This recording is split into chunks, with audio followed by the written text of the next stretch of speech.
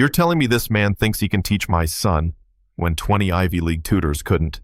The billionaire's voice rattled through the halls like thunder dripping with disdain.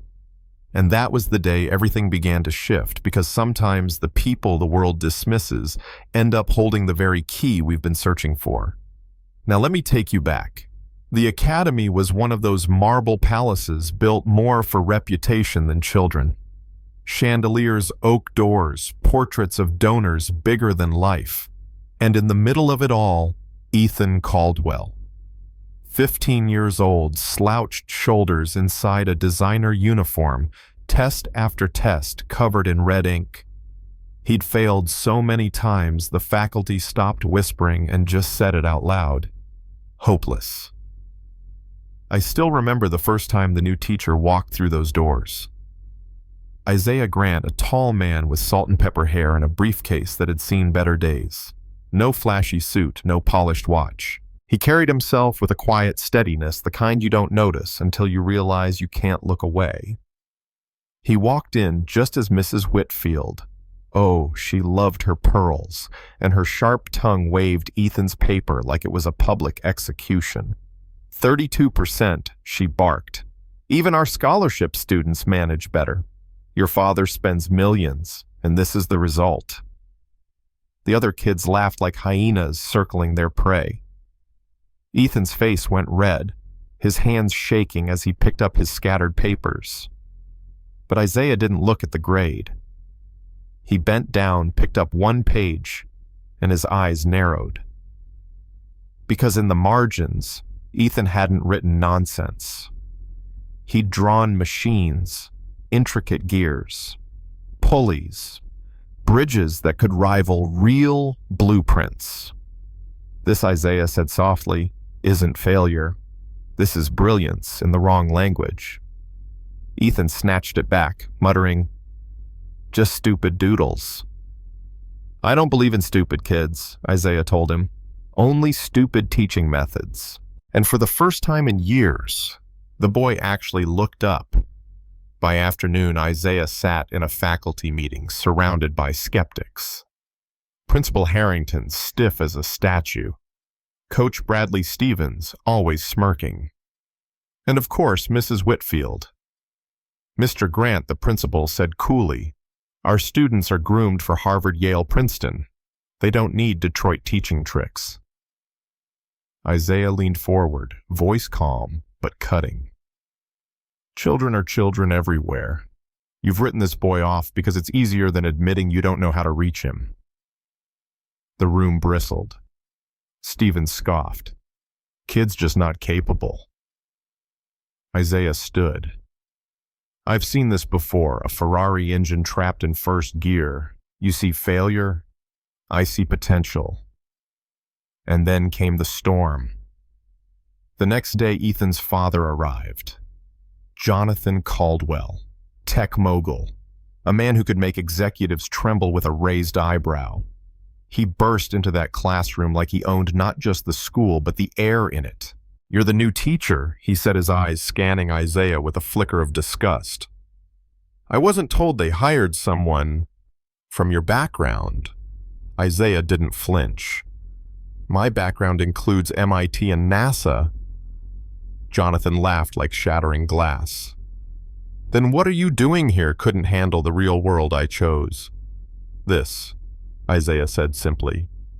No one chooses to teach high school unless they've failed elsewhere, Jonathan spat. And you will fail too. My son is broken. Isaiah's voice hardened. Your son isn't broken. He's thinking in 3 dimensions while you force him into 2. He doesn't need to be fixed. He needs to be understood. Jonathan stepped closer, menace dripping from every word. Give me one reason not to have you fired this second. 1 month, Isaiah said. The room went silent. Give me 1 month with Ethan. If he doesn't improve, I walk away. But if he does, you stop treating him like a mistake. The billionaire stared at him, then at his son shrinking in the doorway. And for the first time in a long time, he hesitated. 1 month, he said finally, his voice like ice. But when you fail, I'll bury your career so deep, you'll never teach again. From that day, the battle began. Isaiah discovered the truth quickly. Ethan wasn't stupid, he was extraordinary. His brain spoke in pictures and moving parts and symphonies of design. Numbers on paper meant nothing to him, but give him clay-string blocks, and he could build solutions that would stump grad students. Isaiah turned his classroom into a playground of ideas. Mirrors, pulleys, Play-Doh, even toy cars. "Looks like kindergarten," Ethan muttered the first day. Funny, Isaiah grinned. Einstein said his best ideas came from imagining light beams as a child. Sometimes play is the highest form of thinking. And little by little, the boy started to shine. He solved algebra with clay weights, calculus with string models. He even created his own mathematical symbols when the old ones couldn't keep up with his brain. But the more he thrived, the more the system pushed back. Teachers complained to the board. Parents accused Isaiah of wasting tuition dollars on arts and crafts. One letter even demanded his immediate termination. Isaiah didn't waver. "Tests are failing him, not the other way around," he said. "We've been measuring fish by how well they climb trees." The turning point came when Ethan himself stepped up. There was a state math competition coming up, the kind reserved for prodigies. Everyone laughed at the idea of him entering. Everyone except Isaiah. "Why do this?" Ethan whispered one night, fear in his eyes. "Because the world has been calling you stupid," Isaiah said, "and the best revenge is to let them watch you prove otherwise." So they trained. Late nights, abandoned classrooms. Isaiah taught Ethan to translate his three-dimensional visions into two-dimensional equations.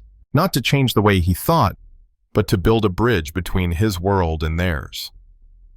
When the competition day arrived, Ethan looked ready to collapse. Surrounded by kids in team jackets, confident and polished, he whispered, "I can't do this."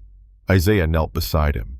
"What do you see when you look at math shapes, movement patterns?" Ethan said. "And what do they see? Numbers. Who sees more?"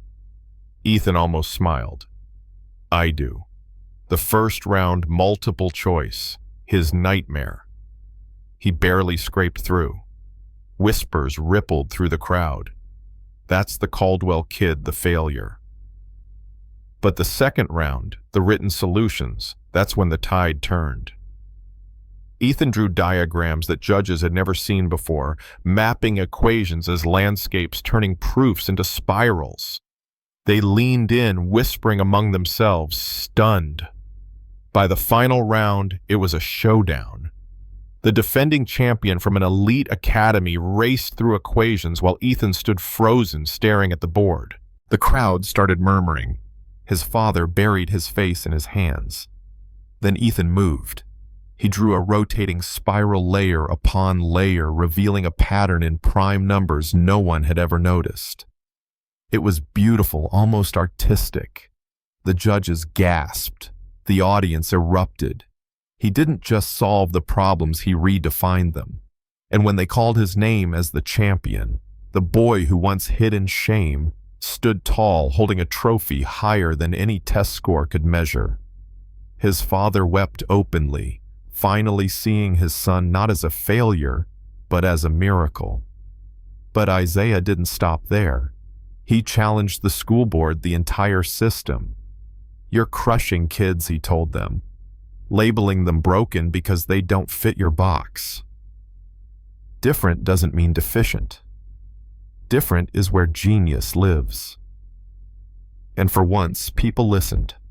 Parents, teachers, even state officials. The story spread.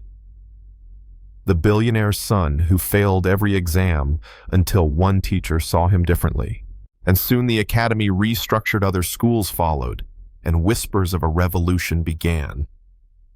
But here's the part that lingers: Ethan standing in front of the boardroom full of adults who once mocked him, saying in a steady voice, "I didn't get smarter.